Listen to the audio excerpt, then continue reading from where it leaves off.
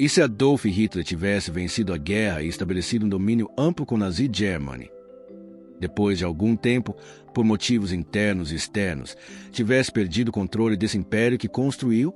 Não vou afirmar, só insinuar possibilidades, nós de causa e efeito que poderiam surgir num mundo assim. Imagine o momento imediato após a vitória. Um regime que precisava transformar conquista em governança. Em vez de uma simples ocupação militar, haveria a tentativa de criar instituições que normalizassem um novo status quo, administrações locais alinhadas, aparatos de segurança permanentizados, colônias transformadas em províncias administrativas. A propaganda tentaria naturalizar a ordem imposta. Mas governar exige mais do que exibir bandeiras. Exige lealdade prática, logística, impostos e colaboração. E é aí que as arestas começariam a doer. A primeira tensão seria a da legitimidade. Forçadas pela vitória, muitas elites poderiam aceitar termos à força, outras fingiriam lealdade enquanto cooptavam recursos. A administração central dependeria de colaboradores locais, cujo compromisso é sempre condicional.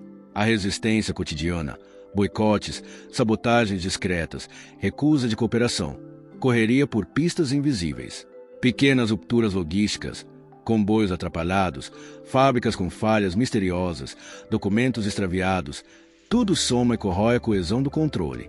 Economicamente, a manutenção de um império territorial massivo é um pesadelo prático. O aparato bélico consome recursos, o aparato civil exige infraestrutura e comércio estável. Sanções, rupturas comerciais e ações clandestinas de bloqueio podem transformar riqueza conquistada em peso morto. Além disso, contradições internas surgiriam.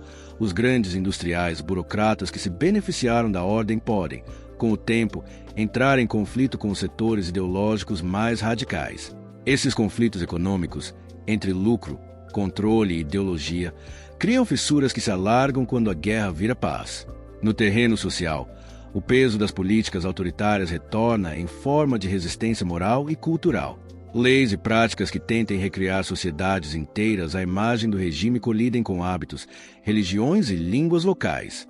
Em muitas regiões, a ocupação poderia tentar impor modelos administrativos e sociais, mas a vida cotidiana encontra formas de contornar. Esses arranjos informais podem evoluir para redes de solidariedade que, em momentos críticos, convertem a apatia em defesa ativa. Cada comunidade que aprende a sobreviver fora dos olhos do regime é um ponto de instabilidade. Outro nó crítico é o militar e o de segurança interna. Um exército de ocupação disciplinado controla estradas e cidades, mas também cria ressentimentos. Em paralelo, grupos paramilitares ideológicos e as estruturas de segurança política competem por poder e recursos. Essa rivalidade entre máquinas de poder internas, exército profissional, polícia política, milícias partidárias, tem potencial para degenerar em lutas de influência.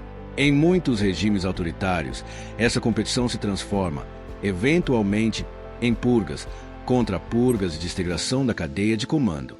Quando a ordem interna começa a quebrar, a liderança perde a capacidade de responder de forma coordenada. Tecnologia e produtividade não são salvaguardas automáticas.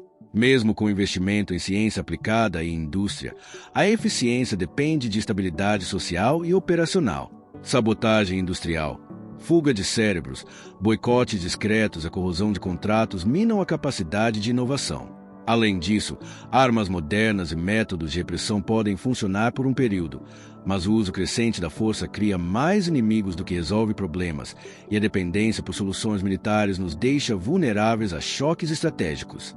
A questão política, o culto de personalidade é um cimento frágil.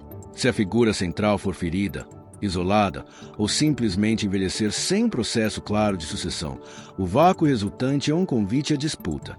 Facionalismos internos, militares contra tecnocratas, ideólogos contra pragmáticos, burocratas regionais contra o centro, emergem rapidamente. Alguns grupos podem tentar parlamentarismos de fachada, outros, golpes palacianos. Cada manobra fragmenta ainda mais a legitimidade percebida pelo público e pela administração. Externamente, a reação global não desaparece apenas porque a guerra acabou. Movimentos de sabotagem transnacionais, redes de exilados, intervenções encobertas e apoio a insurgências locais complicam a ocupação. O custo político e material de manter vastos territórios sob controle aumenta. Além disso, alianças pré-existentes e rivalidades internacionais tenderiam a reconfigurar-se.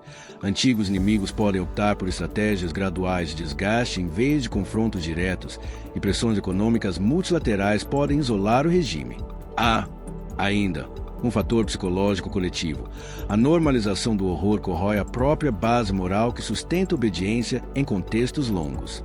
Quando a violência estatal se torna rotina, quando as gerações nascidas sob regime não compartilham o fervor fundador, o Estado enfrenta um déficit de comprometimento. Instituições mantidas por medo tendem a falhar quando o medo perde eficiência. Por exaustão, informação subversiva ou por se tornar contraprodutivo ao funcionamento econômico. A apatia popular pode transformar-se em ódio ativo em momentos de crise.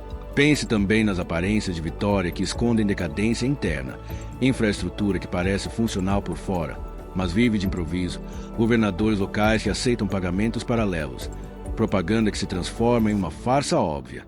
Esse desalinhamento entre imagem e eficácia real abre janelas para movimentos de resistência mais organizados. Ao mesmo tempo, elites que lucram podem decidir negociar autonomias de fato, empurrando ainda mais o centro para a irrelevância. E se chegasse um ponto em que a periferia deixasse de obedecer, talvez não fosse uma revolução mágica, mas uma sucessão de rupturas.